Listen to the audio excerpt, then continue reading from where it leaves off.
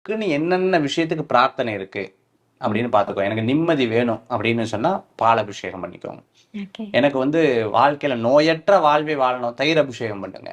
அதே சமயத்துல எனக்கு குடும்பத்துல நிறைய பிரச்சனை இருக்கு, எல்லாமே சால்வ் ஆகணும், இளநீர் அபிஷேகம் பண்ணுங்க. ஃபேம் அண்ட் நேம் கிடைக்கணும் சார், எனக்கு நான் உழைக்கிறேன் சார், ஆனா இன்ன வரைக்கும் வெளியில யாருக்குமே தெரியறது இல்ல, சந்தன அபிஷேகம் பண்ணுங்க. எங்க குடும்பத்துல எல்லாமே சேர்ந்து ஒட்டுமொத்தமா மனுஷனுக்கு எப்பவுமே ஒரு ஆசை இருந்துட்டு இருக்கும். சார் நான் போறேன், எனக்கு எல்லாமே கிடைச்சா நல்லா இருக்குமே சார் அப்படின்னு விபூதி அபிஷேகம் பண்ணலாம். அதே சமயத்துல குடும்பத்துல கணவன் மனைவிக்குள்ள ஒற்றுமை வேணும், பஞ்சாமிர்த அபிஷேகம் பண்ணுங்க. இப்படி ஒவ்வொரு அபிஷேகத்துக்கும் ஒவ்வொரு தாத்பரியங்கள் இருக்கு. அப்படி அந்த வேண்டுதலை கொண்டு முருகனுக்கு அந்த அபிஷேகங்கள்ல கலந்து கொள்ளுங்கள்.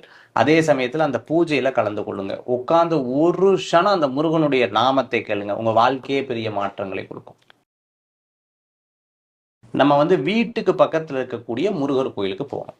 அப்படி ம். முருகர் கோயிலுக்கு போய் அந்த